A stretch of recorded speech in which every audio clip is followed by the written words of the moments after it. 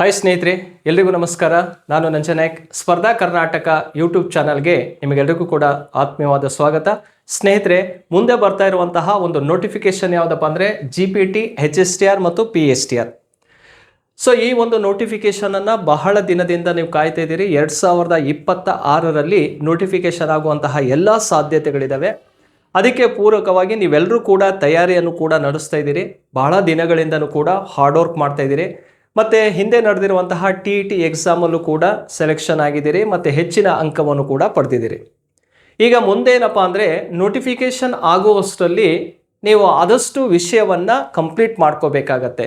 ಅಂದರೆ ಹಿಂದೆ ಬಿಟ್ಟಿರುವಂತಹ ಸಿಲೆಬಸ್ಸನ್ನು ಇಟ್ಕೊಂಡು ಯಾವ್ಯಾವ ಸಿಲೆಬಸ್ ಕೊಟ್ಟಿದ್ದಾನೆ ಅದರ ಪ್ರಕಾರ ಚಾಪ್ಟರ್ ವೈಸಲ್ಲಿ ಕಾನ್ಸೆಪ್ಟನ್ನು ಕ್ಲಿಯರ್ ಮಾಡ್ಕೊಳ್ತಾ, ಅದಕ್ಕೆ ಬೇಕಾಗಿರುವಂತಹ ಕ್ವಶನ್ಸ್ಗಳನ್ನು ಅನಾಲಿಸಿಸ್ ಮಾಡ್ಕೊಳ್ತಾ, ಅದರ ಜೊತೆಗೆ ಓಲ್ಡ್ ಕ್ವಶನ್ ಪೇಪರನ್ನು ತೆಗೆದುಕೊಂಡು ಅನಾಲಿಸಿಸ್ ಮಾಡಿಕೊಂಡು ಕಾನ್ಸೆಪ್ಟ್ ಕ್ಲಿಯರ್ ಮಾಡಿಕೊಂಡ್ರೆ ನೋಟಿಫಿಕೇಶನ್ ಆದ ನಂತರ ಸಿಲೆಬಸ್ಸನ್ನು ಕೂಡ ಬಿಡ್ತಾನೆ. ಹಾಗೇನಾದ್ರು ಅಲ್ಪ ಸ್ವಲ್ಪ ಏನಾದ್ರು ಚೇಂಜಸ್ ಇದ್ದರೆ ನೀವು ಅದನ್ನು ರೆಡಿ ಮಾಡ್ಕೋಬೋದಾಗತ್ತೆ.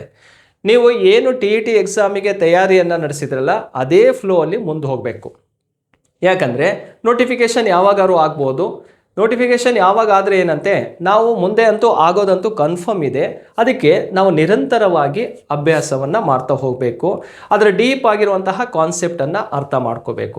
ಆ ನಿಟ್ಟಿನಲ್ಲಿ ಇವತ್ತು ನಾವು ಈ ಸಮಾಜ ವಿಜ್ಞಾನ ವಿಷಯಕ್ಕೆ ಸಂಬಂಧಪಟ್ಟಂತೆ, ಅದರಲ್ಲೂ ಇವತ್ತು ನಾನು ಕರ್ನಾಟಕ ಜಿಯೋಗ್ರಫಿ, ಈ ಕರ್ನಾಟಕ ಭೂಗೋಳ ವಿಷಯಕ್ಕೆ ಸಂಬಂಧಪಟ್ಟಿರುವಂತಹ ಕ್ವಶನ್ಸ್ಗಳು ಯಾವ ರೀತಿ ಬರ್ತವೆ, ಅದನ್ನು ನಾವು ಯಾವ ರೀತಿ ಅನಾಲಿಸಿಸ್ ಮಾಡಬೇಕು ಎನ್ನುವಂತಹ ವಿಷಯವನ್ನು ಕುರಿತು ಚರ್ಚೆ ಮಾಡ್ತಾ ಹೋಗೋಣ.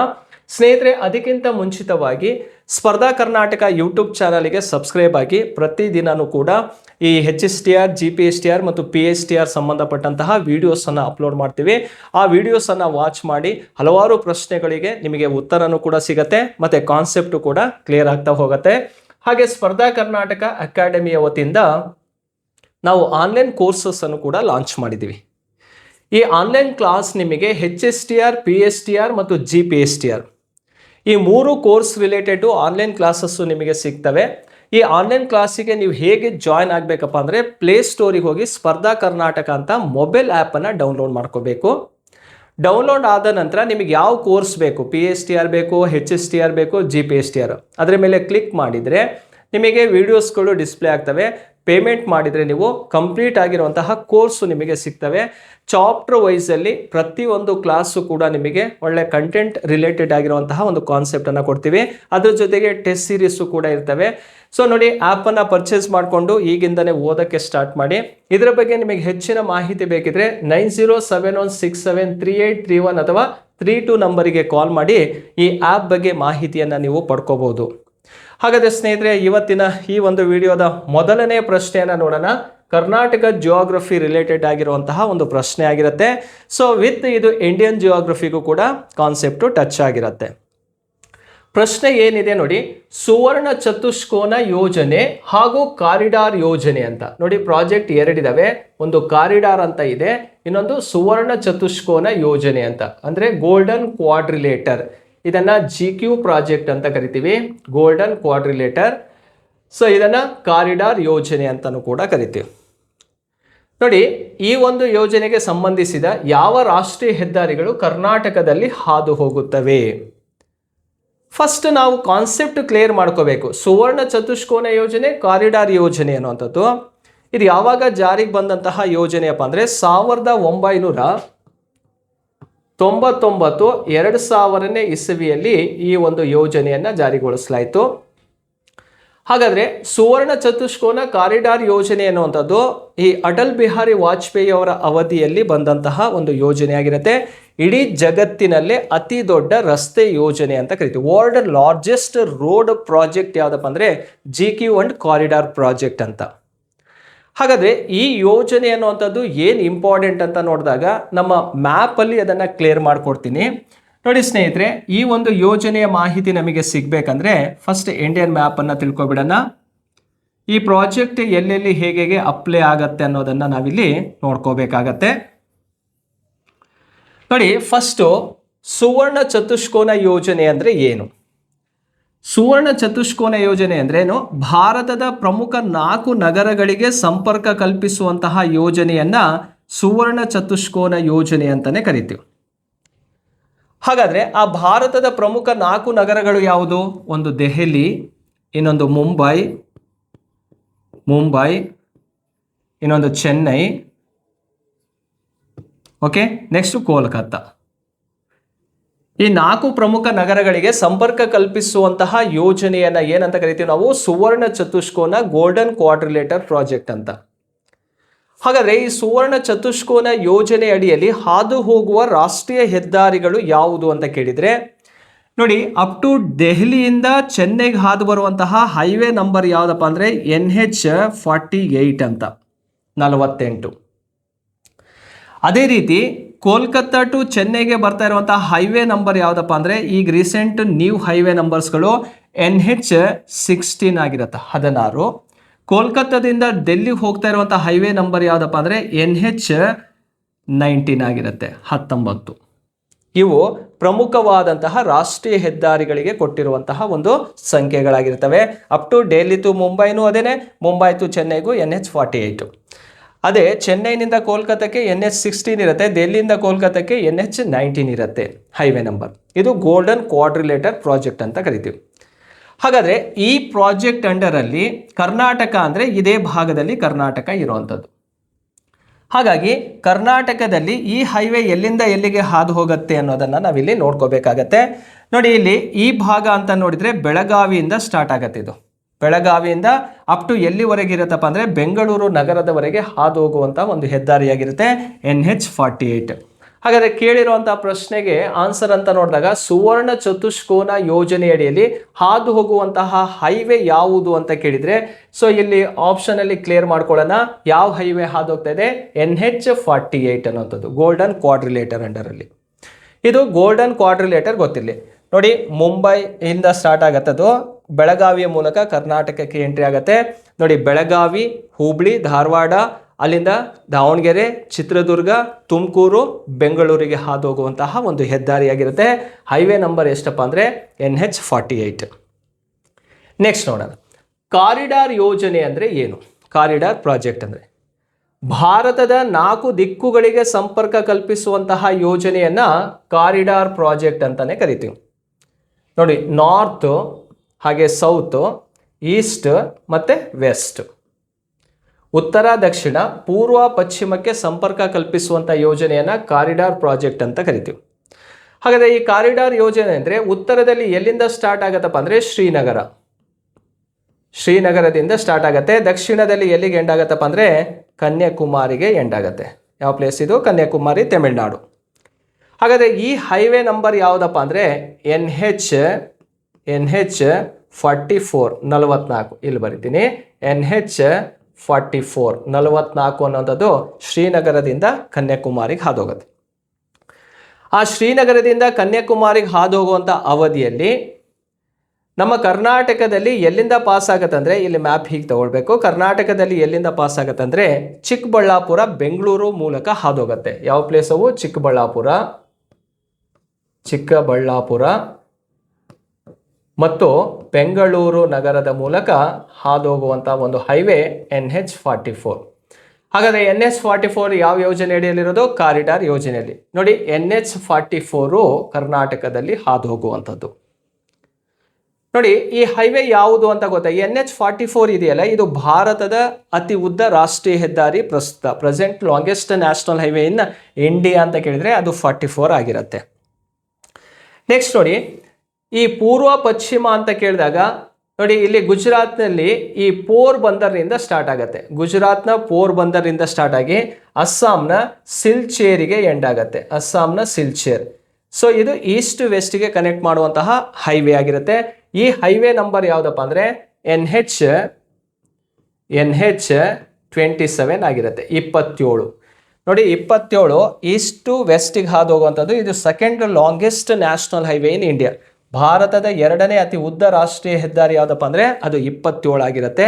ಅದು ಗುಜರಾತ್ನ ಪೋರ್ಬಂದರ್ನಿಂದ ಅಸ್ಸಾಂನ ಸಿಲ್ಚೇರಿಗೆ ಕನೆಕ್ಟ್ ಮಾಡುವಂಥದ್ದು. ಹಾಗಾಗಿ ನೋಡಿ, ಸುವರ್ಣ ಚತುಷ್ಕೋನ ಮತ್ತು ಕಾರಿಡಾರ್ ಯೋಜನೆಯಲ್ಲಿ ಹಾದು ಹೋಗುವಂತಹ ಹೆದ್ದಾರಿಗಳು NH44 ಮತ್ತು NH48 ಅನ್ನೋದು ತುಂಬ ಇಂಪಾರ್ಟೆಂಟ್ ಆಗಿರುತ್ತೆ. ಮೊದಲನೇ ಪ್ರಶ್ನೆಗೆ ಎ ಅನ್ನೋದು ಸರಿಯಾದಂತಹ ಉತ್ತರವಾಗಿರುತ್ತೆ. ಕ್ಲಿಯರ್ ಸ್ನೇಹಿತರೆ? ನೋಡಿ ಇಷ್ಟು ಕಾನ್ಸೆಪ್ಟನ್ನು ಈ ಒಂದು ಹೈವೇ ರಿಲೇಟೆಡ್ ಗೊತ್ತಿರಬೇಕು. ಪ್ರಾಜೆಕ್ಟ್ ಅನ್ನೋದು ಇಂಡಿಯಾಕ್ಕೆ ಅಪ್ಲೈ ಆಗುತ್ತೆ, ಬಟ್ ಕರ್ನಾಟಕದಲ್ಲಿ ಎಲ್ಲೆಲ್ಲಿ ಬರುತ್ತೆ ಅನ್ನೋದನ್ನು ನಾವು ಅರ್ಥ ಮಾಡ್ಕೋಬೇಕಾಗತ್ತೆ. ನೋಡಿ ಫಸ್ಟ್ ಕ್ವಶನಿಗೆ ಎ ಸರಿಯಾದಂತಹ ಉತ್ತರವಾಗಿರುತ್ತೆ. ನೆಕ್ಸ್ಟ್ ಎರಡನೇ ಪ್ರಶ್ನೆಗೆ ಹೋಗೋಣ. ಬೆಂಗಳೂರು ವಿಮಾನ ನಿಲ್ದಾಣವನ್ನು ಯಾವ ವರ್ಷ ಅಂತಾರಾಷ್ಟ್ರೀಯ ವಿಮಾನ ನಿಲ್ದಾಣ ಎಂದು ಘೋಷಿಸಲಾಯಿತು? ಬೆಂಗಳೂರು HAL ಗ್ರೌಂಡಲ್ಲಿ ವಿಮಾನ ನಿಲ್ದಾಣ ಅನ್ನೋದು ಇತ್ತು. ಅದನ್ನು ಇಂಟರ್ನ್ಯಾಷನಲ್ ಏರ್ಪೋರ್ಟ್ ಅಂತೇಳಿ ಯಾವ ವರ್ಷ ಘೋಷಣೆ ಮಾಡಲಾಯಿತು ಅನ್ನೋದನ್ನು ಕೇಳಿರುವಂತಹ ಪ್ರಶ್ನೆ ಆಗಿರುತ್ತೆ. ಸೊ ಅದಕ್ಕೆ ರಿಲೇಟೆಡ್ ಆಗಿ ಬೇಸಿಕ್ ಕಾನ್ಸೆಪ್ಟನ್ನು ಫಸ್ಟ್ ಅರ್ಥ ಮಾಡ್ಕೋಬೇಕು. ಯಾವುದ್ರ ಬಗ್ಗೆ? ಈ ವಿಮಾನ ಸಾರಿಗೆ ಬಗ್ಗೆ. ಕರ್ನಾಟಕದಲ್ಲಿ ಮೊಟ್ಟ ಮೊದಲ ಬಾರಿಗೆ ವಿಮಾನ ಸಾರಿಗೆ ಪ್ರಾರಂಭವಾಗಿದ್ದು ಯಾವ ವರ್ಷ ಅಂತ ಕೇಳಿದರೆ 1946ರಲ್ಲಿ. ನೋಡಿ ಫಸ್ಟ್ ವಿಮಾನ ಸಾರಿಗೆ ಪ್ರಾರಂಭವಾಗಿದ್ದು 1946ರಲ್ಲಿ. ಎಲ್ಲಿಂದ ಎಲ್ಲಿಗಪ್ಪ ಅಂತ ಕೇಳಿದರೆ ಬೆಂಗಳೂರಿನಿಂದ ಅಪ್ ಟು ಎಲ್ಲಿ ಹೋಯ್ತಪ್ಪ ಅಂದರೆ ಹೈದರಾಬಾದಿಗೆ ಕನೆಕ್ಟ್ ಮಾಡುವಂತಹ ಒಂದು ವಿಮಾನ ಸಾರಿಗೆ ಇತ್ತು. ಯಾವ ವರ್ಷ? 1946ರಲ್ಲಿ. ಕರ್ನಾಟಕದಲ್ಲಿ ವಾಯು ಸಾರಿಗೆ ಆರಂಭವಾದಂತಹ ವರ್ಷ ಯಾವುದಪ್ಪ ಅಂದರೆ 1946. ಬೆಂಗಳೂರಿನಿಂದ ಹೈದರಾಬಾದಿಗೆ ಫಸ್ಟ್ ವಿಮಾನ ಹಾರಾಟ ಮಾಡಿದ್ದನ್ನು ನೋಡ್ತೀವಿ. ಹಾಗಾದರೆ ಈ ಬೆಂಗಳೂರಿನಲ್ಲಿರುವಂತಹ ಒಂದು ವಿಮಾನ ನಿಲ್ದಾಣವನ್ನು ಅಂತಾರಾಷ್ಟ್ರೀಯ ವಿಮಾನ ನಿಲ್ದಾಣ ಅಂತ ಘೋಷಣೆ ಮಾಡಿದಂತಹ ವರ್ಷ ಯಾವುದು ಅಂತ ಕೇಳಿದರೆ 1996ರಲ್ಲಿ. 1996ಅಲ್ಲಿ ಇಂಟರ್ನ್ಯಾಷನಲ್ ಏರ್ಪೋರ್ಟ್ ಅಂತ ಡಿಕ್ಲೇರ್ ಮಾಡಿದರು. HAL ಗ್ರೌಂಡಲ್ಲಿರೋದನ್ನು ಅಂತಾರಾಷ್ಟ್ರೀಯ ವಿಮಾನ ನಿಲ್ದಾಣ ಅಂತ ಘೋಷಣೆ ಮಾಡಿದ್ದು 1996ರಲ್ಲಿ. ಆ 1996ರಲ್ಲಿ ಅಂತಾರಾಷ್ಟ್ರೀಯ ವಿಮಾನ ನಿಲ್ದಾಣ ಅಂತ ಘೋಷಣೆ ಆಗತ್ತೆ. ಅಲ್ಲಿ ಸ್ಪೇಸ್ ಪ್ರಾಬ್ಲಮ್ ಆಗೋದ್ರಿಂದ ಅದನ್ನು ಏನು ಮಾಡ್ತಾರೆ? ಬೇರೆ ಕಡೆಗೆ ಶಿಫ್ಟ್ ಮಾಡ್ತಾರೆ. ಎಲ್ಲಿಗೆ ಶಿಫ್ಟ್ ಆಗತ್ತಂತ ಕೇಳಿದಾಗ 2008ರಲ್ಲಿ ಇದನ್ನು ದೇವನಹಳ್ಳಿಗೆ ಅದನ್ನು ಶಿಫ್ಟ್ ಮಾಡ್ತಾರೆ. ಆ ದೇವನಹಳ್ಳಿ ಎಲ್ಲಿದೆಯಪ್ಪ ಅಂದರೆ ಬೆಂಗಳೂರು ಗ್ರಾಮಾಂತರ ಜಿಲ್ಲೆಯಲ್ಲಿ ಕಂಡುಬರುವಂಥದ್ದು. ಬೆಂಗಳೂರು ರೂರಲಲ್ಲಿ ಕಂಡುಬರುವಂಥದ್ದು ದೇವನಹಳ್ಳಿ. ಆ ದೇವನಹಳ್ಳಿಗೆ ಶಿಫ್ಟ್ ಆಯಿತು ಯಾವ ವರ್ಷ ಅಂತ ಕೇಳಿದರೆ 2008ರಲ್ಲಿ. ಆ ದೇವನಹಳ್ಳಿ ಅಂತಾರಾಷ್ಟ್ರೀಯ ವಿಮಾನ ನಿಲ್ದಾಣ ಅಂತಲೇ ನಾವು ಅದನ್ನು ಕರಿತಿದ್ವಿ. ಅದಾದ ನಂತರದಲ್ಲಿ 2013ರಲ್ಲಿ, ಇದೊಂದು ವರ್ಷ ನೆನಪಲ್ಲಿ ಇಟ್ಕೋಬೇಕು, 2013ರಲ್ಲಿ ನಾಡಪ್ರಭು ಕೆಂಪೇಗೌಡ ಅಂತಾರಾಷ್ಟ್ರೀಯ ವಿಮಾನ ನಿಲ್ದಾಣ ಅಂತ ಘೋಷಣೆ ಮಾಡಲಾಗತ್ತೆ. ಯಾವ ವರ್ಷ? 2013ರಲ್ಲಿ ನಾಡಪ್ರಭು ಕೆಂಪೇಗೌಡ ಅಂತಾರಾಷ್ಟ್ರೀಯ ವಿಮಾನ ನಿಲ್ದಾಣ ಅಂತ ಕರೆದಿದ್ದು 2013ಇಂದ. ಸೊ ಈ ರೀತಿಯಾಗಿ ಆ ಒಂದು ವಿಮಾನ ನಿಲ್ದಾಣದ ಒಂದು ಹಿಸ್ಟ್ರಿಯನ್ನು ನಾವು ನೋಡ್ತಾ ಹೋಗಬೇಕಾಗತ್ತೆ. ಹಾಗಾದರೆ 1932 ಇಂಪಾರ್ಟೆಂಟ್ ಏನಪ್ಪ ಅಂದರೆ ಕರ್ನಾಟಕದಲ್ಲಿ ಮೊಟ್ಟ ಮೊದಲು ವಿಮಾನ ಇಳಿದಂತಹ ಸ್ಥಳ ಯಾವುದು, ವರ್ಷ ಯಾವುದು ಅಂತ ಕೇಳ್ತಾನೆ. ನೋಡಿ 1932ರಲ್ಲಿ ಫಸ್ಟ್ ವಿಮಾನ ಲ್ಯಾಂಡ್ ಆಗಿದೆಯಲ್ಲಪ್ಪ ಅಂದರೆ ಬಳ್ಳಾರಿಯಲ್ಲಿ ಲ್ಯಾಂಡ್ ಆಗಿದ್ದು. ಹಾಗಾಗಿ ಕರ್ನಾಟಕದಲ್ಲಿ ಮೊಟ್ಟ ಮೊದಲು ವಿಮಾನ ಇಳಿದಂತಹ ಸ್ಥಳ ಯಾವುದು? ಅದು ಬಳ್ಳಾರಿ ಆಗಿರುತ್ತೆ. ಇಯರ್ ಕೇಳಿದರೆ 1932ರಲ್ಲಿ. ಹಾಗಾದರೆ ಕೇಳಿರುವಂತಹ ಪ್ರಶ್ನೆಗೆ ಸರಿಯಾದಂಥ ಉತ್ತರ ಯಾವುದಪ್ಪ ಅಂದರೆ ಡಿ ಅನ್ನೋದು ಇದಕ್ಕೆ ಸರಿಯಾದಂಥ ಉತ್ತರವಾಗಿರುತ್ತೆ ಎರಡನೇ ಪ್ರಶ್ನೆಗೆ. ಕ್ಲಿಯರ್ ಸ್ನೇಹಿತರೆ? ನೋಡಿ ಇಷ್ಟು ಮಾಹಿತಿಯನ್ನು ಬೇಸಿಕ್ ಆಗಿ ಈ ಏರ್ವೇಸ್ ಬಗ್ಗೆ ನಾವು ತಿಳ್ಕೊಂಡಿರಬೇಕಾಗತ್ತೆ. ನೆಕ್ಸ್ಟ್ ನೋಡಿ ಸ್ನೇಹಿತರೆ, ಈ ಕರ್ನಾಟಕ ಜಿಯೋಗ್ರಫಿಗೆ ಸಂಬಂಧಪಟ್ಟಂತೆ ಒಂದು ಬುಕ್ಸನ್ನು ನಾನೇ ಬರೆದಿರುವಂಥದ್ದು. ನೋಡಿ ಈ ಬುಕ್ಸಿನ ವಿಶೇಷತೆಗಳು ಏನು ಅಂತ ಗೊತ್ತಿರಬೇಕು. ಇವತ್ತೇನು ಕ್ವಶನ್ಸನ್ನು ಅನಾಲಿಸಿಸ್ ಮಾಡ್ತೀನಲ್ಲ ಅಷ್ಟು ಕಾನ್ಸೆಪ್ಟ್ಗಳು ನಿಮಗೆ ಇದರಲ್ಲಿ ಸಿಗ್ತವೆ. ಮತ್ತು ಇದಕ್ಕಿಂತನೂ ಡೀಪ್ ಆಗಿರುವಂತಹ ಕಾನ್ಸೆಪ್ಟನ್ನು ನಾವಿಲ್ಲಿ ತಿಳ್ಕೊಬೋದು. ಹಾಗಾದರೆ ಈ ಕರ್ನಾಟಕ ಜಿಯೋಗ್ರಫಿಯಲ್ಲಿ ಯಾವ್ಯಾವ ವಿಷಯಗಳಿದ್ದಾವೆ ನೋಡಿ ಸ್ನೇಹಿತರೆ. ಕರ್ನಾಟಕ ಭೂಗೋಳ ಪರಿಚಯ ಅಂತ ಇದೆ. ಈ ಕರ್ನಾಟಕ ಭೂಗೋಳ ಪರಿಚಯ ಅಂದರೆ ಇಲ್ಲಿ ಕರ್ನಾಟಕದ ಭೌಗೋಳಿಕ ಸ್ಥಾನದ ಬಗ್ಗೆ ತಿಳಿಸಿದ್ದೇನೆ. ಅದರ ಜೊತೆಗೆ ಪ್ರಾಕೃತಿಕ ಲಕ್ಷಣ, ವಾಯುಗುಣ, ಮಣ್ಣು, ಸ್ವಾಭಾವಿಕ ಸಸ್ಯವರ್ಗ, ಹಾಗೆ ರಾಮ್ಸಾರ್ ಸೈಟ್ಗಳು, ಮತ್ತು ರಾಷ್ಟ್ರೀಯ ಉದ್ಯಾನವನ, ವನ್ಯಜೀವಿ ಧಾಮಗಳು, ಕೈಗಾರಿಕೆ, ಖನಿಜ ಸಂಪನ್ಮೂಲ, ಹಾಗೆ ಸಾರಿಗೆ ವ್ಯವಸ್ಥೆ, ಬುಡಕಟ್ಟು ಜನಾಂಗ, ಜನಸಂಖ್ಯೆಯ ಬಗ್ಗೆ ಕಂಪ್ಲೀಟ್ ಆಗಿರುವಂತಹ ಒಂದು ಮಾಹಿತಿ ಇದರಲ್ಲಿ ಸಿಗುತ್ತೆ ನಿಮಗೆ. ಅದರ ಜೊತೆಗೆ ಕರ್ನಾಟಕದಲ್ಲಿರುವಂತಹ 31 ಜಿಲ್ಲೆಗಳ ಸಂಪೂರ್ಣವಾದಂತಹ ಒಂದು ಮಾಹಿತಿ ಸಿಗತ್ತೆ. ಹಾಗೆ ಸ್ನೇಹಿತರೆ ಕರ್ನಾಟಕದ ಐತಿಹಾಸಿಕ ಸ್ಥಳಗಳು, ಹಿಸ್ಟಾರಿಕಲ್ ಪ್ಲೇಸ್ ಬಗ್ಗೆನೂ ಕೂಡ ಇದರಲ್ಲಿ ಸಂಪೂರ್ಣವಾದಂಥ ಮಾಹಿತಿ ಇದೆ. ಹಾಗೆ ಇದುವರೆಗೂ ಕೂಡ ಕರ್ನಾಟಕ ಜಿಯೋಗ್ರಫಿಯಲ್ಲಿ ಕೇಳಿರುವಂತಹ ಕ್ವಶನ್ಸ್ಗಳು ಏನಿದಾವಲ್ಲ ಎಲ್ಲ competitive exam SDA FDA PC PSI UPSC group C ಹಾಗೆ KS ಎಕ್ಸಾಮ್ ಆಗಿರ್ಬೋದು, ಅದರ ಜೊತೆಗೆ AE JE beat forester land surveyor ಎಲ್ಲ ಕಾಂಪಿಟೇಟಿವ್ ಎಕ್ಸಾಮ್ಸಲ್ಲಿ ಕೇಳಿರುವಂತಹ, ಅದರಲ್ಲೂ ಕರ್ನಾಟಕ ಜಿಯೋಗ್ರಫಿಯ ಬಗ್ಗೆ ಕೇಳಿರುವಂತಹ ಪ್ರಶ್ನೆಗಳು, ಅದಕ್ಕೆ ಬೇಕಾಗಿರುವಂಥ ಕೀ ಉತ್ತರಗಳನ್ನು ಒಳಗೊಂಡಂತೆ ಒಂದು ರಚನೆ ಮಾಡಿರುವಂಥ ಒಂದು ಬುಕ್ಸೇ ಈ ಕರ್ನಾಟಕ ಭೂಗೋಳ ಅಂತೇಳಿ. ಸೊ ಸ್ವರ್ಗಾವತಿ ಕೆರೆಯನ್ನು ಯಾವ ನದಿಗೆ ಅಡ್ಡಲಾಗಿ ಕಟ್ಟಲಾಗಿದೆ ಅಂತ ಇದೆ ನೋಡಿ. ಸ್ವರ್ಗಾವತಿ ಕೆರೆ ಅನ್ನುವಂಥದ್ದು ಯಾವ ನದಿಗೆ ಕಟ್ಟಿರುವಂಥದ್ದು ಅಂತ ಕೇಳಿದಾಗ ನೋಡಿ, ಹಲವಾರು ಕೆರೆಗಳು ನದಿಗಳಿಂದನೇ ನಿರ್ಮಾಣವಾಗಿರ್ತವೆ. ಅಂತಹ ಕೆರೆಗಳು ಯಾವುದು ಅಂಥೇಳಿ ನಾವಿಲ್ಲಿ ತಿಳ್ಕೊಬೇಕಾಗತ್ತೆ. ಆ ಕೆರೆಗಳಿಗೆ ಸಂಬಂಧಪಟ್ಟಂತೆ ನೋಡಿ, ಸ್ವರ್ಗಾವತಿ ಅನ್ನೋದ್ರ ಇನ್ನೊಂದು ಅರ್ಥ ಗೊತ್ತಾದರೆ ನೀವೇ ಆನ್ಸರ್ ಮಾಡ್ಬೋದು. ಸ್ವರ್ಗಾವತಿ ಅಂತ ಯಾವ ಕೆರೆಯನ್ನು ಕರಿತೀವಪ್ಪ ಅಂದರೆ, ಶಾಂತಿ ಸಾಗರವನ್ನ ಸ್ವರ್ಗಾವತಿ ಕೆರೆ ಅಂತ ಕರಿತೀವಿ, ಶಾಂತಿ ಸಾಗರ ಅಂತ ಕರಿತೀವಿ. ಅಥವಾ ಇದನ್ನ ಸೂಳೆ ಕೆರೆ ಅಂತಲೂ ಕೂಡ ಕರಿತೀವಿ. ಚನ್ನಗಿರಿ ತಾಲೂಕು ದಾವಣಗೆರೆ ಜಿಲ್ಲೆಯಲ್ಲಿರುವಂತಹ ಏಷ್ಯಾದ ಅತಿ ದೊಡ್ಡ ಕೆರೆಗಳಲ್ಲಿ ಒಂದಾಗಿರುವಂಥದ್ದು ಯಾವುದು ಅಂತ ಕೇಳಿದರೆ ಅದು ಶಾಂತಿ ಸಾಗರ ಕೆರೆ. ಅದನ್ನು ಸ್ವರ್ಗಾವತಿ ಕೆರೆ ಅಂತಲೂ ಕೂಡ ಕರೆಯುತ್ತೀವಿ. ಹಾಗಾದರೆ ಆ ಸ್ವರ್ಗಾವತಿ ಕೆರೆ ಅನ್ನುವಂಥದ್ದು ಯಾವ ನದಿಯಿಂದ ಆಗಿರೋದಪ್ಪ ಅಂದರೆ, ಅದಕ್ಕೆ ಸರಿಯಾದಂಥ ಉತ್ತರ ಯಾವುದಪ್ಪ ಅಂದರೆ ಹರಿದ್ರಾವತಿ ನದಿ ಅಂಥೇಳಿ. ಹರಿದ್ರಾವತಿ ನದಿಯಿಂದ ಆಗಿರುವಂತಹ ಒಂದು ಕೆರೆ ಸ್ವರ್ಗಾವತಿ ಕೆರೆಯಾಗಿರುತ್ತೆ. ಹಾಗೆ ಕರ್ನಾಟಕದಲ್ಲಿ ಮತ್ತೆ ಹಲವಾರು ಕೆರೆಗಳಿದ್ದಾವೆ. ಅದು ಯಾವ್ಯಾವ ನದಿಗಳಿಂದ ಆಗಿರೋದು ಅಂತ ಮಾಹಿತಿನೂ ಕೂಡ ಗೊತ್ತಿರಬೇಕು. ನೋಡಿ, ಕುಮದ್ವತಿ ನದಿಯಿಂದ ಆಗಿರುವಂತಹ ಕೆರೆ ಯಾವುದಪ್ಪ ಅಂದರೆ ಮದಗ ಕೆರೆ. ಮದಗ ಕೆರೆ ನೋಡಿ, ಮದಗ ಮಾಸೂರು ಕೆರೆ ಅಂತಾನೂ ಕೂಡ ಕರಿತೀವಿ. ಶಿವಮೊಗ್ಗ ಮತ್ತು ಹಾವೇರಿ ಜಿಲ್ಲೆ ಗಡಿ ಭಾಗದಲ್ಲಿ ಕಂಡುಬರುವಂತಹ ಒಂದು ಕೆರೆ ಆಗಿರುತ್ತೆ. ಅದು ಕುಮದ್ವತಿ ನದಿಯಿಂದ ನಿರ್ಮಾಣವಾಗಿರುವಂತಹ ಒಂದು ಕೆರೆ. ಹಾಗೆ ಅವತಿ ಕೆರೆ ಅಂತ ಕಂಡುಬರುತ್ತೆ. ಇದು ಚಿಕ್ಕಮಗಳೂರು ಜಿಲ್ಲೆಯಲ್ಲಿ ಕಂಡುಬರುವಂಥದ್ದು. ನೋಡಿ, ಅವತಿ ನದಿಯಿಂದ ಆಗಿರುವಂತಹ ಒಂದು ಕೆರೆ ಚಿಕ್ಕಮಗಳೂರು ಜಿಲ್ಲೆಯಲ್ಲಿ ಕಂಡುಬರುತ್ತೆ. ಮದಗದ ಕೆರೆ ಅಂತ ಕರಿತೀವಿ ಇದನ್ನು, ಮದಗದ ಕೆರೆ. ಇದು ಮದಗ ಕೆರೆ, ಇದು ಮದಗದ ಕೆರೆ ಅಂತ. ಸೊ ಯಾವ ಜಿಲ್ಲೆಯಲ್ಲಿದೆ? ಚಿಕ್ಕಮಗಳೂರು ಜಿಲ್ಲೆ. ನದಿ ಯಾವುದಪ್ಪ ಅಂದರೆ ಅವತಿ ನದಿ ಅಂತ. ನೆಕ್ಸ್ಟು ವೃಷಭಾವತಿ ನದಿಯಿಂದ ಆಗಿರುವಂತಹ ಒಂದು ಕೆರೆ ಯಾವುದು ಅಂತ ಕೇಳಿದ್ರೆ ಬೈರಮಂಗಲ ಕೆರೆ ಅಂತ. ಬೈರಮಂಗಲ ಕೆರೆ ಅಂತ. ನೋಡಿ, ಈ ಬೈರಮಂಗಲ ಕೆರೆ ಇದೆಯಲ್ಲ, ಸೊ ಈ ಕೆರೆ ಆಗಿರುವಂಥದ್ದು ಯಾವ ನದಿಯಿಂದ ಅಂತ ಕೇಳಿದರೆ ವೃಷಭಾವತಿ ನದಿಯಿಂದ. ಎಲ್ಲಿದೆಯಪ್ಪ ಅಂದರೆ ಇದು ಬೆಂಗಳೂರು ನಗರದಲ್ಲಿ ಇರುವಂತಹ ಒಂದು ಪ್ರಮುಖ ಕೆರೆಗಳಾಗಿರ್ತವೆ. ನೋಡಿ, ಈ ರೀತಿಯಾಗಿ ಹರಿದ್ರಾವತಿ ನದಿ ಅಂದರೆ ಸ್ವರ್ಗಾವತಿ ಅಥವಾ ಶಾಂತಿ ಸಾಗರ, ಕುಮದ್ವತಿ ಅಂತ ಕೇಳಿದರೆ ಮದಗ ಕೆರೆ, ಅವತಿ ಅಂತ ಕೇಳಿದರೆ ಮದಗದ ಕೆರೆ ಚಿಕ್ಕಮಗಳೂರು ಜಿಲ್ಲೆ, ವೃಷಭಾವತಿ ನದಿ ಅಂತ ಕೇಳಿದರೆ ಬೈರಮಂಗಲ ಕೆರೆ ಇರುವಂಥದ್ದು ಎಲ್ಲಿ ಅಂತ ಕೇಳಿದರೆ ನೋಡಿ, ಈ ಒಂದು ಬೆಂಗಳೂರು ನಗರದಲ್ಲಿ ಕಂಡುಬರುವಂತಹ ಕೆರೆಯಾಗಿರ್ತವೆ.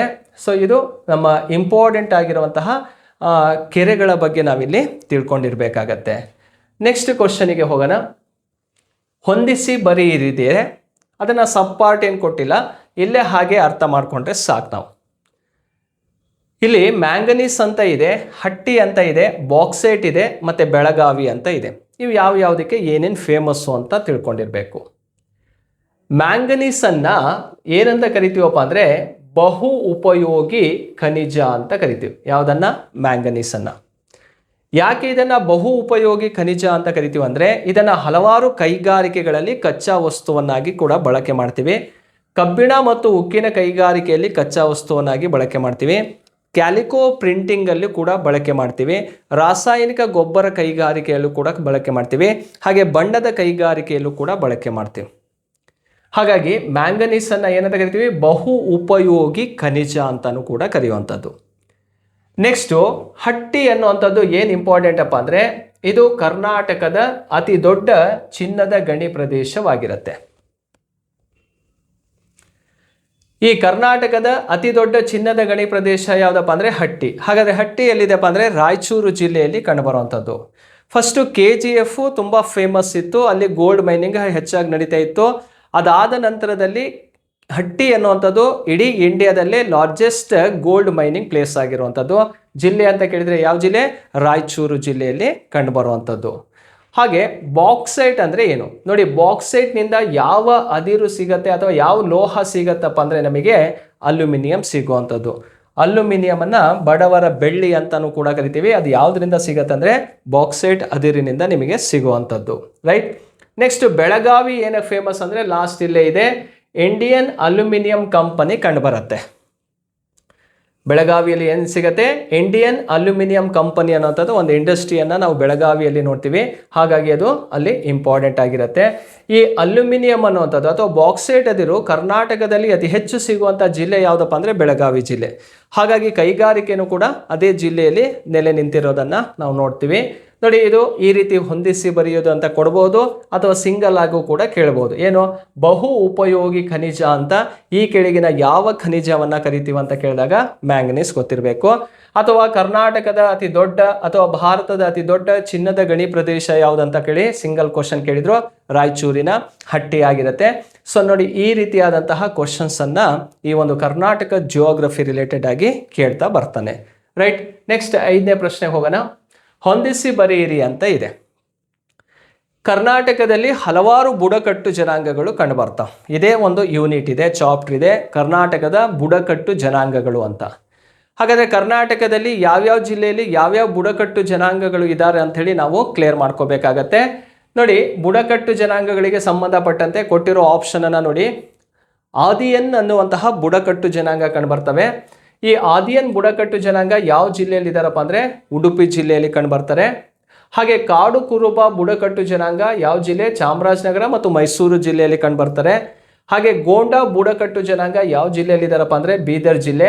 ಹಾಗೆ ಹಕ್ಕಿ ಪಿಕ್ಕಿ ಬುಡಕಟ್ಟು ಜನಾಂಗ ಶಿವಮೊಗ್ಗ ಜಿಲ್ಲೆಯಲ್ಲಿ ಕಂಡುಬರ್ತಾರೆ. ಶಿವಮೊಗ್ಗ ಅಷ್ಟೇ ಅಲ್ಲ, ದಾವಣಗೆರೆ ಜಿಲ್ಲೆಯಲ್ಲೂ ಕೂಡ ಈ ಹಕ್ಕಿ ಪಿಕ್ಕಿ ಜನಾಂಗಗಳು ನೆಲೆಸಿರೋದನ್ನು ನಾವು ನೋಡ್ಬೋದು. ರೈಟ್, ನೋಡಿ, ಇವಿಷ್ಟು ಕೂಡ ಟ್ರೈಬ್ಸ್ ರಿಲೇಟೆಡ್ ಆಗಿರ್ತವೆ ಮತ್ತು ಯಾವ ಜಿಲ್ಲೆಯಲ್ಲಿ ಯಾವ ಬುಡಕಟ್ಟು ಜನಾಂಗಗಳು ನೆಲೆಸಿದ್ದಾರೆ ಅಂಥೇಳಿ ನಾವಿಲ್ಲಿ ಕಾನ್ಸೆಪ್ಟನ್ನು ಅರ್ಥ ಮಾಡ್ಕೋಬೇಕು.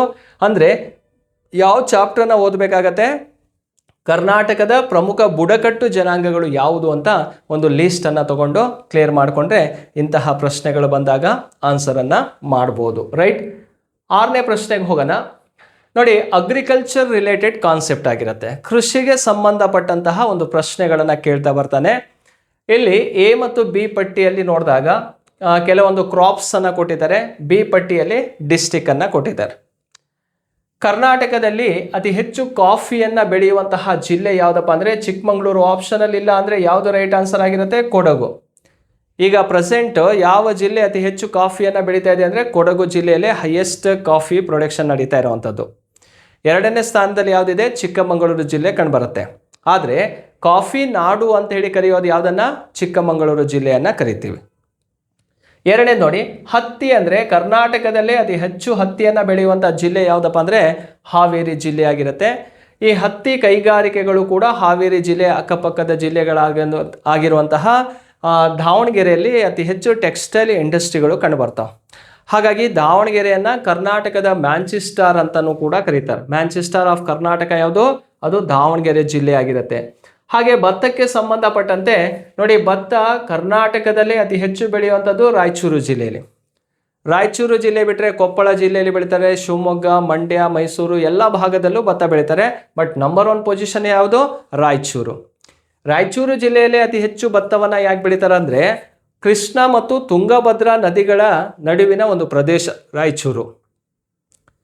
ಆ ಕೃಷ್ಣ ಮತ್ತು ತುಂಗಭದ್ರಾ ನಡುವಿನ ಪ್ರದೇಶವಾಗಿದ್ದು ಅದನ್ನು ದೋಅಬ್ ಪ್ರದೇಶ ಅಂತಲೂ ಕೂಡ ಕರಿತೀವಿ. ದೋಅಬ್ ಅಂದರೆ 2 ನದಿಗಳ ನಡುವಿನ ಫಲವತ್ತಾದ ಭೂಪ್ರದೇಶವನ್ನು ದೋಅಬ್ ಪ್ರದೇಶ ಅಂತ ಕರಿತೀವಿ.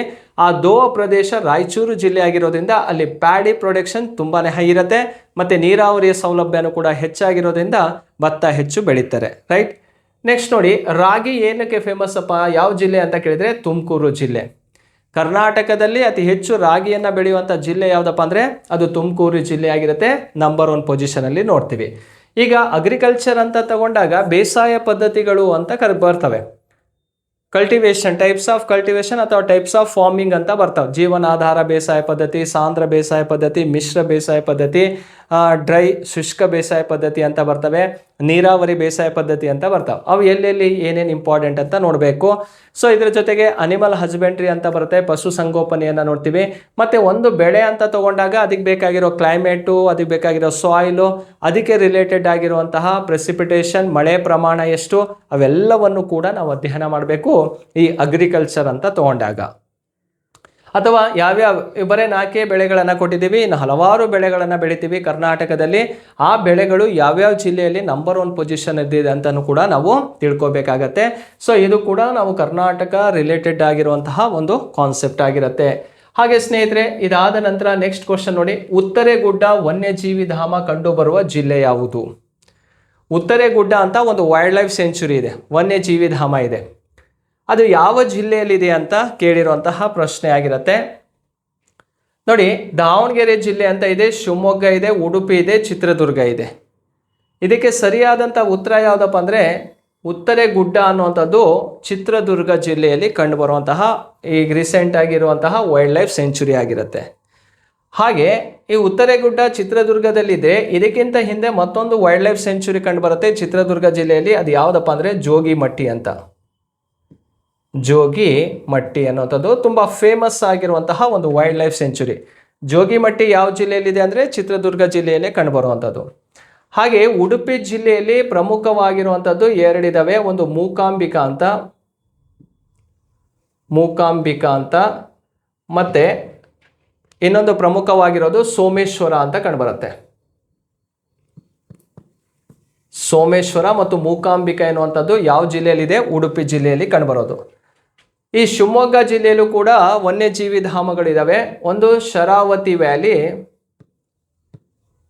ವ್ಯಾಲಿ ವನ್ಯಜೀವಿ ಧಾಮ ಅಂತ ಕಂಡುಬರುತ್ತೆ.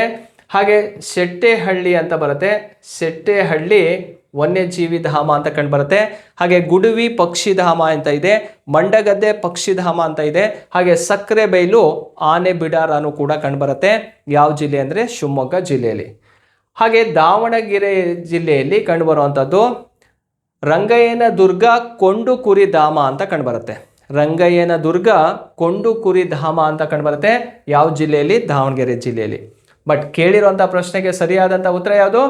ಡಿ ಅನ್ನೋದು ಅಥವಾ ಚಿತ್ರದುರ್ಗ ಜಿಲ್ಲೆ ಅನ್ನೋದು ಸರಿಯಾಗಿರುತ್ತೆ. ಕರ್ನಾಟಕದಲ್ಲಿರುವ ರಾಷ್ಟ್ರೀಯ ಉದ್ಯಾನವನ, ವನ್ಯಜೀವಿ ಧಾಮಗಳು, ಹಾಗೆ ಟೈಗರ್ ರಿಸರ್ವ್ ಹುಲಿ ಸಂರಕ್ಷಣಾ ತಾಣಗಳು, ಆನೆ ಬಿಡಾರಗಳು, ಅದರ ಜೊತೆಗೆ ರಾಷ್ಟ್ರೀಯ ಉದ್ಯಾನವನಗಳನ್ನು ಮತ್ತು ರಾಮ್ಸಾರ್ ಸೈಟನ್ನು ಅರ್ಥ ಮಾಡಿಕೊಂಡ್ರೆ ಇಂತಹ ಪ್ರಶ್ನೆಗಳು ಬಂದಾಗ ನಾವು ಆನ್ಸರನ್ನು ಮಾಡ್ಬೋದು. ಇದು ಓವರಾಲ್ ಆಗಿ ನಾವು ವೈಲ್ಡ್ ಲೈಫ್ ಬಗ್ಗೆ ನಾವು ತಿಳ್ಕೊಬೇಕಾಗಿರುವಂತಹ ಕಾನ್ಸೆಪ್ಟ್ ಆಗಿರುತ್ತೆ. ನೆಕ್ಸ್ಟು 8ನೇ ಪ್ರಶ್ನೆಗೆ ಹೋಗೋಣ. ಈ ಕೆಳಗಿನ ಯಾವ ನದಿ ಪಶ್ಚಿಮ ಅಭಿಮುಖವಾಗಿ ಹರಿಯುವುದಿಲ್ಲ? ಈಗ ಕರ್ನಾಟಕ ಅಂತ ತಗೊಂಡಾಗ ಇಲ್ಲಿ 2 ರೀತಿಯ ನದಿ ವ್ಯವಸ್ಥೆಯನ್ನು ನಾವು ನೋಡ್ತೀವಿ.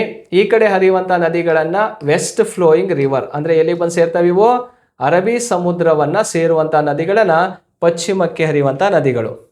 ಹಾಗೆ ಈ ಭಾಗದಲ್ಲಿ ಹರಿಯುವಂಥ ನದಿಗಳನ್ನು ಪೂರ್ವಕ್ಕೆ ಹರಿಯುವಂಥ ನದಿಗಳು. ಇವು ಬೇ ಆಫ್ ಬೆಂಗಾಲ್ ಅಂದರೆ ಬಂಗಾಳ ಕೊಲ್ಲಿಯನ್ನು ಸೇರುವಂಥ ನದಿಗಳಾಗಿರ್ತಾವೆ. ನೋಡಿ, ಈ ನದಿಗಳಲ್ಲಿ ನಾವು ತಿಳ್ಕೊಬೇಕಾಗಿರುವಂಥದ್ದು 4 ಆಪ್ಷನನ್ನು ಕೊಟ್ಟಿದ್ದಾನೆ. ಯಾವುದು ಇದಕ್ಕೆ ಸರಿಯಾದಂಥ ಉತ್ತರ? ವರಾಹಿ ನದಿ ಇದೆಯಲ್ಲ, ಇದು ಯಾವ ಕಡೆ ಹರಿಯುತ್ತಪ್ಪ ಅಂದರೆ ವೆಸ್ಟ್ ಫ್ಲೋಯಿಂಗ್ ರಿವರ್, ಪಶ್ಚಿಮ ದಿಕ್ಕಿಗೆ ಹರಿದು ಅರಬ್ಬಿ ಸಮುದ್ರವನ್ನು ಸೇರುತ್ತೆ. ಚಕ್ರಾ ನದಿನೂ ಕೂಡ ಯಾವ ಕಡೆ ಹರಿಯುತ್ತೆ ಅಂದರೆ ವೆಸ್ಟ್ ಫ್ಲೋಯಿಂಗ್ ರಿವರ್ ಇದು ಕೂಡ ಪಶ್ಚಿಮಕ್ಕೆ ಹರಿದು ಅರಬ್ಬಿ ಸಮುದ್ರವನ್ನು ಸೇರುವಂಥದ್ದು. ಪಂಡ್ರಿ ಎನ್ನುವಂಥ ನದಿನೂ ಕೂಡ ವೆಸ್ಟ್ ಫ್ಲೋಯಿಂಗ್ ರಿವರ್ ಆಗಿರುತ್ತೆ. ಇದು ಕೂಡ ಪಶ್ಚಿಮ ದಿಕ್ಕಿಗೆ ಹರಿಯುವಂಥದ್ದು. ಕಾಳಿ ನದಿಯ ಪ್ರಮುಖ ಉಪನದಿ ಪಂಡ್ರಿ ಆಗಿರುತ್ತೆ. ರೈಟ್. ನೋಯಲ್ ಅಂತ ನದಿ ಇದೆಯಲ್ಲ, ಈ ನದಿ ಯಾವ ದಿಕ್ಕಿಗೆ ಹರಿಯುತ್ತಪ್ಪ ಅಂದರೆ ಹಾಗಾದರೆ ಸರಿಯಾದಂಥ ಉತ್ತರ ಇದೇ ಆಗಿರಬೇಕಲ್ವಾ? ಇದು ಪೂರ್ವ ದಿಕ್ಕಿಗೆ ಹರಿಯುವಂಥ ನದಿ ಇದು. ಹಾಗಾದರೆ ನೋಯಲ್ ನದಿ ಅನ್ನುವಂಥದ್ದು ಏನು ಇಂಪಾರ್ಟೆಂಟ್ ಇದು ಯಾವ ನದಿಯ ಉಪನದಿ ಅಂದರೆ ಇದು ಕಾವೇರಿ ನದಿಯ ಉಪನದಿ. ಇದು ಯಾವ ನದಿ? ಇದು ಕಾವೇರಿ ನದಿಯ ಟ್ರಿಬ್ಯೂಟರಿ ಯಾವುದಪ್ಪ ಅಂದರೆ ನೋಯಲ್. ಕರ್ನಾಟಕದಲ್ಲಿ ಕಂಡುಬರುತ್ತೆ ಅಂದರೆ ಇದು ತಮಿಳುನಾಡಿನಲ್ಲಿ ಹರಿಯುವಂತಹ ಪ್ರಮುಖ ನದಿಯಾಗಿರುತ್ತೆ. ಯಾವ ಸ್ಟೇಟಲ್ಲಿ ಹರಿಯುತ್ತಿದೋ? ತಮಿಳುನಾಡಿನಲ್ಲಿ ಹರಿದು ಕಾವೇರಿ ನದಿಯನ್ನು ಸೇರುತ್ತೆ. ಆ ನದಿ ಹೆಸರೇ ನೋಯಾಲ್ ನದಿ ಆಗಿರುವಂಥದ್ದು. ಹಾಗಾಗಿ 8ನೇ ಕ್ವಶನಿಗೆ ಸರಿಯಾದಂಥ ಉತ್ತರ ಯಾವುದು? ಸಿ ಅನ್ನೋದು ರೈಟ್ ಆನ್ಸರ್ ಆಗಿರುತ್ತೆ. 9ನೇ ಪ್ರಶ್ನೆಗೆ ಹೋಗೋಣ. ಈ ಕೆಳಗಿನ ಯಾವ ಜಿಲ್ಲೆ ತಮಿಳುನಾಡು ಹಾಗೂ ಆಂಧ್ರ ಪ್ರದೇಶ ರಾಜ್ಯಗಳೊಂದಿಗೆ ಗಡಿ ಹಂಚಿಕೊಂಡಿದೆ ಅಂತ? ತಮಿಳುನಾಡು ಮತ್ತು ಆಂಧ್ರ ಪ್ರದೇಶ ರಾಜ್ಯದೊಂದಿಗೆ ಗಡಿ ಹಂಚಿಕೊಂಡಿರುವಂತಹ ಕರ್ನಾಟಕದ ಜಿಲ್ಲೆ ಯಾವುದು ಅಂತ ನಾವಿಲ್ಲಿ ತಿಳ್ಕೊಂಡಿರಬೇಕಾಗತ್ತೆ. ಆ ಜಿಲ್ಲೆಗಳ ಮಾಹಿತಿಯನ್ನು ಇಲ್ಲಿ ಸ್ವಲ್ಪ ಬೇಸಿಕ್ ಕಾನ್ಸೆಪ್ಟ್ ಮೂಲಕ ಅರ್ಥ ಮಾಡ್ಕೊಳ್ಳಿ, ನಿಮಗೆ ಕ್ಲಿಯರ್ ಆಗತ್ತೆ. ನೋಡಿ, ಆಪ್ಷನಲ್ಲಿ ಚಾಮರಾಜನಗರ ಇದೆ. ಚಾಮರಾಜನಗರ ಅಂದರೆ ಇಲ್ಲಿರುವಂಥ ಜಿಲ್ಲೆ ಒಂದು. ರಾಯಚೂರು ಜಿಲ್ಲೆ ಅಂತ ಇದೆ, ಇಲ್ಲಿ ರಾಯಚೂರು ಜಿಲ್ಲೆ ಇಲ್ಲಿ ಕಂಡುಬರುತ್ತೆ. ಬೀದರ್ ಜಿಲ್ಲೆ ಇದೆ, ಇಲ್ಲಿ ಬೀದರ್ ಜಿಲ್ಲೆ ಕಂಡುಬರುತ್ತೆ. ಹಾಗೆ ಕೋಲಾರ ಜಿಲ್ಲೆ ಕಂಡುಬರುತ್ತೆ, ಈ ಭಾಗದಲ್ಲಿ ಕೋಲಾರ ಜಿಲ್ಲೆ ಇದೆ. 4 ಆಪ್ಷನ್ ಅನ್ನ ನೋಡ್ತಾ ಹೋದಾಗ ಈ ಕೆಳಗಿನ ಯಾವ ಜಿಲ್ಲೆ ತಮಿಳುನಾಡು ಹಾಗೂ ಆಂಧ್ರ ಪ್ರದೇಶದೊಂದಿಗೆ ಗಡಿ ಹಂಚಿಕೊಂಡಿದೆ ಅಂತ. ಇಲ್ಲಿ ಯಾವ್ಯಾವ ರಾಜ್ಯಗಳು ಎಲ್ಲೆಲ್ಲಿದೆ ಅಂತ ಗೊತ್ತಿರಬೇಕಲ್ವಾ. ಫಸ್ಟ್ ಇಲ್ಲಿ ಗೋವಾ ಸ್ಟೇಟ್ ಅನ್ನ ತಗೊಳ್ಳೋಣ. ಇದು ಗೋವಾ ರಾಜ್ಯ, ಗೋವಾ. ನೋಡಿ, ಇಲ್ಲಿರುವಂತಹ ಜಿಲ್ಲೆ ಯಾವುದಪ್ಪ ಅಂದ್ರೆ ಇದು ಬೆಳಗಾವಿ, ಈ ಕಡೆ ಉತ್ತರ ಕನ್ನಡ ಜಿಲ್ಲೆ ಕಂಡುಬರುತ್ತೆ. ಕ್ಲಿಯರಾ? ನೆಕ್ಸ್ಟ್ ಇಲ್ಲಿ ಯಾವ ರಾಜ್ಯ ಕಂಡುಬರುತ್ತೆ ಅಂದ್ರೆ ಇದು ಮಹಾರಾಷ್ಟ್ರ, ಈ ಭಾಗದಲ್ಲಿರೋದು ಇದು ತೆಲಂಗಾಣ, ಇಲ್ಲಿರುವಂಥದ್ದು ಆಂಧ್ರ ಪ್ರದೇಶ್, ನೆಕ್ಸ್ಟ್ ಇಲ್ಲಿರುವಂಥದ್ದು ತಮಿಳುನಾಡು ಕಂಡುಬರುತ್ತೆ, ಈ ಭಾಗದಲ್ಲಿ ಕೇರಳ ರಾಜ್ಯ ಕಂಡುಬರುತ್ತೆ. ನೋಡಿ, ಈಗ ಗೋವಾ ರಾಜ್ಯದೊಂದಿಗೆ ಗಡಿ ಹಂಚಿಕೊಂಡಿರುವಂತಹ ಜಿಲ್ಲೆಗಳು ಯಾವುದು ಅಂತ ಕೇಳಿದರೆ ಉತ್ತರ ಕನ್ನಡ ಜಿಲ್ಲೆ ಮತ್ತು ಬೆಳಗಾವಿ ಜಿಲ್ಲೆ ಗೋವಾ ರಾಜ್ಯದೊಂದಿಗೆ ಗಡಿ ಹಂಚಿಕೊಂಡಿರುವಂಥದ್ದು. ನೆಕ್ಸ್ಟ್ ನೋಡಿ, ಮಹಾರಾಷ್ಟ್ರ ಅಂತ ನೋಡಿದಾಗ ಈ ಭಾಗದಲ್ಲಿ ಬೀದರ್ ಜಿಲ್ಲೆ ಕಂಡುಬರುತ್ತೆ. ಮಹಾರಾಷ್ಟ್ರ ಮತ್ತು ತೆಲಂಗಾಣ ರಾಜ್ಯದೊಂದಿಗೆ ಗಡಿ ಹಂಚಿಕೊಂಡಿರುವಂಥದ್ದು ಯಾವುದು? ಬೀದರ್ ಜಿಲ್ಲೆ. ಈ ಕಡೆ ಮಹಾರಾಷ್ಟ್ರದೊಂದಿಗೂ ಗಡಿ ಹಂಚಿಕೊಂಡಿದೆ, ತೆಲಂಗಾಣದೊಂದಿಗೂ ಗಡಿ ಹಂಚಿಕೊಂಡಿರುವಂಥದ್ದು ಬೀದರ್. ಅದರ ಜೊತೆಗೆ ಕಲಬುರಗಿ ಜಿಲ್ಲೆನೂ ಕೂಡ ಎರಡರೊಂದಿಗೆ ಗಡಿ ಹಂಚಿಕೊಂಡಿದೆ. ಇಲ್ಲಿ ಬೆಳಗಾವಿ ನೋಡಿ, ಬೆಳಗಾವಿ ಮಹಾರಾಷ್ಟ್ರದೊಂದಿಗೂ ಗಡಿ ಹಂಚಿಕೊಂಡಿದೆ, ಗೋವಾದೊಂದಿಗೂ ಕೂಡ ಗಡಿ ಹಂಚಿಕೊಂಡಿದೆ. ಈ ಭಾಗಕ್ಕೆ ಬಂದಾಗ ಇಲ್ಲಿರುವಂತಹ ಸ್ಟೇಟ್ ಯಾವುದಪ್ಪ ಅಂದರೆ ತೆಲಂಗಾಣ. ಇದು ಯಾವುದಪ್ಪ ಅಂದರೆ ರಾಯಚೂರು. ರಾಯಚೂರು ತೆಲಂಗಾಣಕ್ಕೂ ಗಡಿ ಹಂಚಿಕೊಂಡಿದೆ, ಆಂಧ್ರ ಪ್ರದೇಶಕ್ಕೂ ಕೂಡ ಗಡಿ ಹಂಚಿಕೊಂಡಿರುವಂಥದ್ದು. ಹಾಗೆ ಇಲ್ಲಿರುವಂಥದ್ದು ಕೋಲಾರ. ಕೋಲಾರ ನೋಡಿ ಆಂಧ್ರ ಪ್ರದೇಶ್ ಮತ್ತು ತಮಿಳುನಾಡಿನೊಂದಿಗೆ ಗಡಿ ಹಂಚಿಕೊಂಡಿರುವಂಥದ್ದು. ಇಲ್ಲಿ ನಾವು ಅರ್ಥ ಮಾಡ್ಕೋಬೇಕಾಗಿರೋದು ಯಾವುದು? ಈ ಕೆಳಗಿನ ಯಾವ ಜಿಲ್ಲೆ ತಮಿಳುನಾಡು ಹಾಗೂ ಆಂಧ್ರ ಪ್ರದೇಶದೊಂದಿಗೆ ಗಡಿ ಹಂಚಿಕೊಂಡಿದೆ ಅಂದರೆ ಕೋಲಾರ ಅನ್ನೋದು ಇದಕ್ಕೆ ಸರಿಯಾದಂಥ ಉತ್ತರವಾಗಿರುತ್ತೆ. ಎಷ್ಟನೇ ಕ್ವಶನಿಗೆ? 9ನೇ ಪ್ರಶ್ನೆಗೆ. ಹಾಗೆ ಚಾಮರಾಜನಗರ ಜಿಲ್ಲೆ ನೋಡಿ, ಈ ಕಡೆ ಇದು ಚಾಮರಾಜನಗರ ಕೇರಳ ಮತ್ತು ತಮಿಳುನಾಡು ರಾಜ್ಯಗಳೊಂದಿಗೆ ಗಡಿ ಹಂಚಿಕೊಂಡಿದೆ. ಒಂದು ಜಿಲ್ಲೆ ಎರಡೆರಡು ರಾಜ್ಯಗಳೊಂದಿಗೆ ಗಡಿ ಹಂಚಿಕೊಂಡಿರ್ತವೆ. ಆ ಜಿಲ್ಲೆಗಳು ಯಾವುದು ಅಂತ ಇಲ್ಲಿ ಲೀಸ್ಟನ್ನು ತಗೊಂಡ್ರೆ ಸಾಕಾಗತ್ತೆ. ಓಕೆ ಸ್ನೇಹಿತರೆ, ನೆಕ್ಸ್ಟ್ ಕ್ವಶನಿಗೆ ಹೋಗೋಣ. ಸಂಪಾಜೆ ಘಾಟ್ ಸಂಪರ್ಕ ಕಲ್ಪಿಸುವಂತಹ ಸ್ಥಳ ಯಾವುದು ಅಂತ ಇದೆ. ನೋಡಿ, ಸಂಪಾಜೆ ಘಾಟ್ ಅನ್ನೋದು ಯಾವುದನ್ನ ಕನೆಕ್ಟ್ ಮಾಡುತ್ತಂದ್ರೆ ಹಾಸನ, ಸಕಲೇಶ್ಪುರ ಮತ್ತು ಮಂಗಳೂರು. ನೋಡಿ, ಹಾಸನ, ಸಕಲೇಶ್ಪುರ, ಮಂಗಳೂರಿಗೆ ಸಂಪರ್ಕ ಕಲ್ಪಿಸುವಂತ ಘಾಟ್ ಹೆಸರೇನಪ್ಪ ಅಂದ್ರೆ ಸಿರಾಡಿ ಘಾಟ್ ಆಗಿರುತ್ತೆ. ಯಾವ ಘಾಟ್ ಇದು? ಸಿರಾಡಿ ಘಾಟ್. ಹಾಗಾಗಿ ಇದು ತಪ್ಪಾಗಿದೆ. ಮಂಗಳೂರು, ಮಡಿಕೇರಿ, ಮೈಸೂರು ಇದಕ್ಕೆ ಸಂಪರ್ಕ ಕಲ್ಪಿಸುವಂತಹ ಘಾಟೆ ಯಾವುದಪ್ಪ ಅಂದ್ರೆ ಅದು ಸಂಪಾಜೆ ಘಾಟ್ ಆಗಿರುತ್ತೆ. ಹಾಗಾಗಿ 2ನೇ ಆಪ್ಷನ್ ಇದಕ್ಕೆ ಸರಿಯಾದಂಥ ಉತ್ತರವಾಗಿರುತ್ತೆ 10ನೇ ಪ್ರಶ್ನೆಗೆ. ನೆಕ್ಸ್ಟ್ ನೋಡಿ, ಕುಕ್ಕೆ ಸುಬ್ರಹ್ಮಣ್ಯ ಮತ್ತು ಸಕಲೇಶ್ಪುರಕ್ಕೆ ಸಂಪರ್ಕ ಕಲ್ಪಿಸುವಂತಹ ಘಾಟನ್ನ ಹೆಸರೇನಪ್ಪ ಅಂದ್ರೆ ಬಿಸಿಲೆ. ಬಿಸಿಲೆ ಘಾಟ್ ಕನೆಕ್ಟ್ ಮಾಡುತ್ತೆ. ನೆಕ್ಸ್ಟು ಚಿಕ್ಕಮಗಳೂರು ಮತ್ತು ಮಂಗಳೂರಿಗೆ ಸಂಪರ್ಕ ಕಲ್ಪಿಸುವಂತಹ ಘಾಟ್ ಯಾವುದಪ್ಪ ಅಂದರೆ ಚಾರ್ಮುಡಿ ಘಾಟ್. ಚಾರ್ಮುಡಿ ಘಾಟ್ ಅನ್ನುವಂಥದ್ದು ಚಿಕ್ಕಮಗಳೂರಿನಿಂದ ಮಂಗಳೂರಿಗೆ ಕನೆಕ್ಟ್ ಮಾಡುವಂತಹ ಒಂದು ಘಾಟ್ ಆಗಿರುತ್ತೆ. ಸೊ ಈ ರೀತಿ ಕಣಿವೆ ಮಾರ್ಗಗಳನ್ನು ನಾವಿಲ್ಲಿ ತಿಳ್ಕೊಬೇಕಾಗತ್ತೆ. ಓಕೆ, ಸೊ ಇಂಪಾರ್ಟೆಂಟ್ ಆಗಿರುವಂಥ ಒಂದು 5 ರಿಂದ 6 ಕಣಿವೆ ಮಾರ್ಗಗಳು ಕಂಡುಬರ್ತವೆ. ಆಗೊಂಬೆ ಘಾಟ್ ಇದೆ, ಹುಲಿಕಲ್ ಘಾಟ್ ಇದೆ. ಸೊ ಆ 2 ಘಾಟನ್ನು ಇದಕ್ಕೆ ಆ್ಯಡ್ ಮಾಡಿಕೊಂಡ್ರೆ ಇವು ಪ್ರಮುಖವಾದಂತಹ ಕಣಿವೆ ಮಾರ್ಗಗಳು ಕರ್ನಾಟಕದಲ್ಲಿ ಕಂಡುಬರುವಂಥದ್ದು. ನೋಡಿ ಸ್ನೇಹಿತರೆ, ಇವಿಷ್ಟು ಕೂಡ ತುಂಬ ಇಂಪಾರ್ಟೆಂಟ್ ಆದಂತಹ ಬೇಸಿಕ್ ಕ್ವಶನ್ಸ್ ಆಗಿರ್ತವೆ ಈ ಕರ್ನಾಟಕ ಜಿಯೋಗ್ರಫಿಗೆ ಸಂಬಂಧಪಟ್ಟಂತೆ. ನೋಡಿ, ಇಷ್ಟು ಮಾಹಿತಿಯನ್ನು ಕೂಡ ಈ ಕರ್ನಾಟಕ ಭೂಗೋಳ ಬುಕ್ಸಲ್ಲಿ ನಿಮಗೆ ಸಿಗ್ತಾ ಹೋಗುತ್ತೆ. ಸೊ ಈ ಎಲ್ಲ ಪ್ರಶ್ನೆಗಳನ್ನು ಅರ್ಥ ಮಾಡ್ಕೊಳ್ಳಿ ಮತ್ತು ಯಾವ ರೀತಿ ಅನಾಲಿಸಿಸ್ ಮಾಡ್ಕೋಬೋದು ಅಂತ ತಿಳ್ಕೊಳ್ಳಿ. ಮುಂದಿನ ವಿಡಿಯೋದಲ್ಲಿ ಇನ್ನೂ ಹೆಚ್ಚಿನ ಪ್ರಶ್ನೆಯೊಂದಿಗೆ ಮತ್ತೆ ಬೇರೆ ಬೇರೆ ಕಾನ್ಸೆಪ್ಟನ್ನು ಕ್ಲಿಯರ್ ಮಾಡಿಕೊಡ್ತೀನಿ. Thank you.